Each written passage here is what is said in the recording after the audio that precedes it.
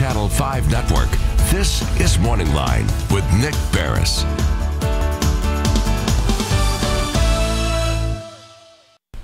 Good morning, everyone. Thanks for joining us on MorningLine. Nick Barris here. It's a Monday. Hope you had a good weekend. We're coming to you live and direct, not a tape show. We're going to get the phone number up there, and we'll take phone calls from you as we're going to talk about pets, animals, and the like, your care of the animals. If you have any questions about your dogs, cats, birds, whatever, well, it's not going to be me. It's going to be the veterinarian sitting next to me, Allison Fields. She's the best. Good morning. Allison, what do you have there in that little green thing? Oh my gosh, you guys, I have some beautiful eggs. Doesn't that look like they're gorgeous? Like dyed Easter eggs? I don't think you can appreciate the color because they're in this turquoise thing. Well, let's see. Rick might take a tight shot. See if you can even see. It's like a green egg, so Allison can have green eggs. There, yeah, you're right. You can't really tell, but that's a green egg. That's from Miss Lavender, and then you've got the copper-colored egg and the brown egg, and so pretty. Is it fair for me to call my chickens pets? Yeah, they are. I've got pet chickens, and they just roam around the backyard, and they're crazy, and they're fun.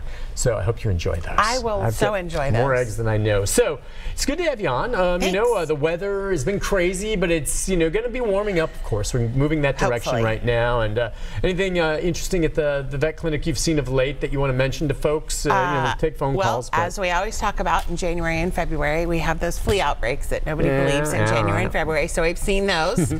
Other than that, not really a whole lot. This time of year's kind of quiet in the parasite world, and you know, not everybody's kind of getting back outside yet. They're all still cooped up in the house. But yeah, not anything. Do you think with as much rain as we've received, there's a chance this will affect the fleas and ticks in any way? Maybe make them worse or better? I don't know. I don't know either. Okay. I really need to pay attention on annual. Write down lots of rain this winter. How are the fleas? I can't keep up with what they like. Honestly, I don't think it matters that much because their eggs are little pupaes and they really don't care. Not pupaes, but they're really hard shells. And they don't really care what the weather is. Right. You know where it's going to be an issue, and it's not with pets so much, as mosquitoes. I had one the other day on my arm.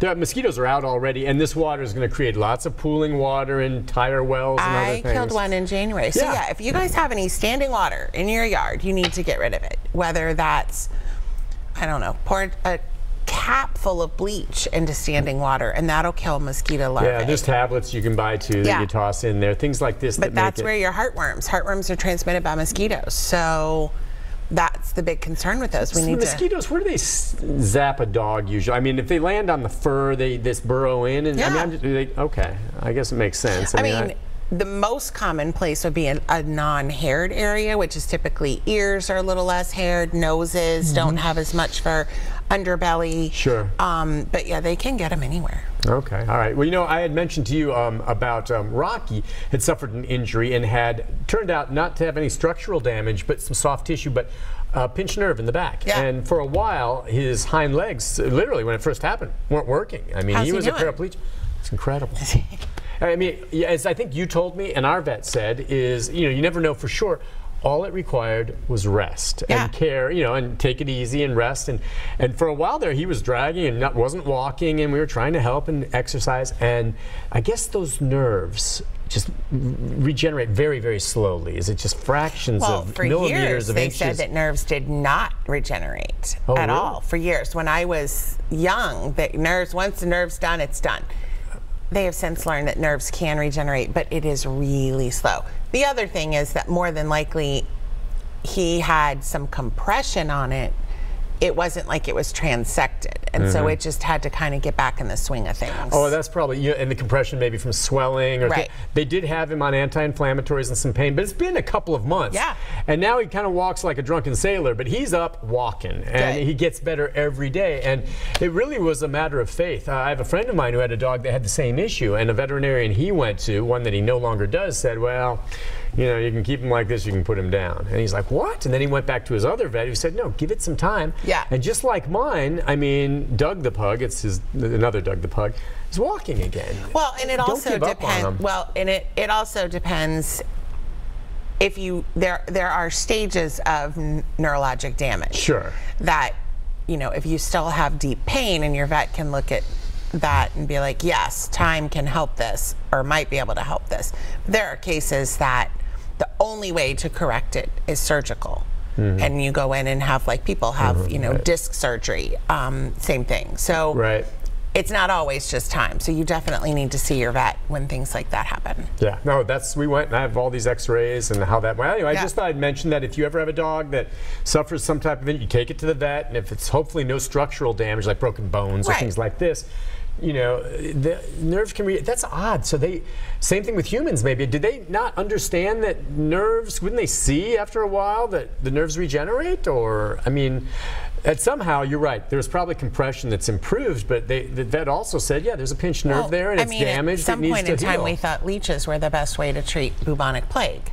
They're not? No, correct. So we learned medicine is not a static, you know, discipline. We are learning every day.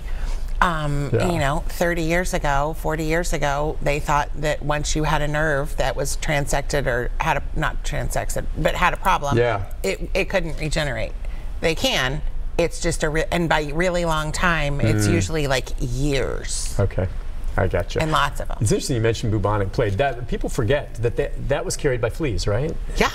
That's how it spread, and that was a devastating Thank plague. God for antibiotics. Oh, was it antibiotics that treats the plague then? We still have the plague. Okay, well, no, there weren't antibiotics then. That's I know why back then, died. but I mean now, right? Quick, I mean, what were you century was that? I don't know, 1800s? Oh, no, it was either the 12th or 13th century. Okay. I think it was the 1300s. There are all kinds of plagues that come around. I mix them all up. Yeah. No, the bubonic plague is still around. It is treatable with antibiotics. You see it in an animal? No, we don't see it. It's people. People get bubonic plague. All right. But it's carried by fleas that can be carried by pets. So it is still around, but that's the whole thing. I wonder, now, there are basic vaccinations you want to get for your pet to protect it from things. You understand right now there's still that discussion among some who don't want to get vaccines in the human population. We see the spike in mumps and measles and things like that. Do we want to talk about this? Well, I mean, how important is it? The same thing would apply to animals. You get your dogs and cats vaccinated to protect them. Get your children vaccinated. Of course. Right.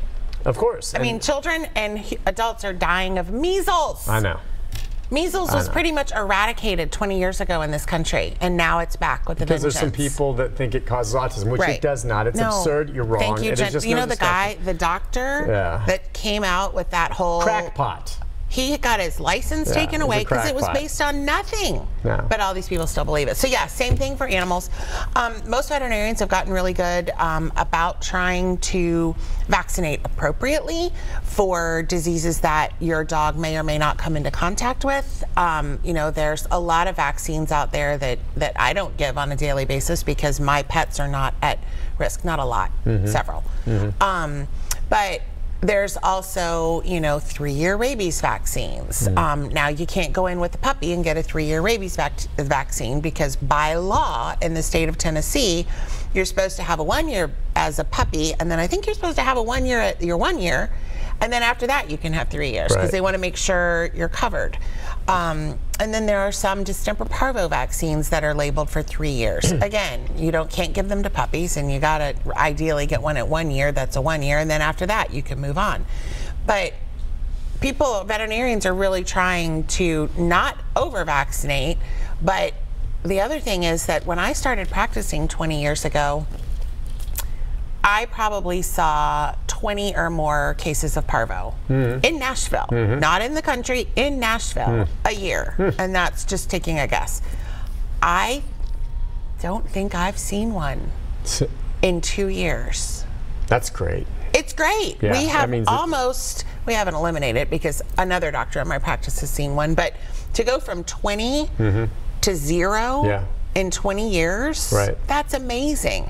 Distemper in the 70s was huge. Oh, yeah. And rabies, of course, the worst of them all, has basically been taken care of because of this. Well, and that's, well, not necessarily because that's in the wildlife. Oh, I know, but yeah, you're right. It still shows up because of that. Rabies has never really been passed from dog to dog because dogs die before they get really. I see. But it's the contagious diseases that can go from dog to dog, distemper, parvo, you know, things like that, that are the big problems. And we have almost decimated those diseases. But without vaccination, we won't. It's a great example that you say that. Listen, we'll take a break on that. And when we come back, We'll open up the phone lines. The number is 737-7587. If you have a question or comment, the lines are there. We're ready to talk to you. Questions, we can get more into flea tick control, costs these days of spaying and neutering. I've got something else to tell you about a great deal out there to get an animal if you're in the market and how to go about doing it. The Good Vet will be back with your answers to your questions right after this. Stay with us.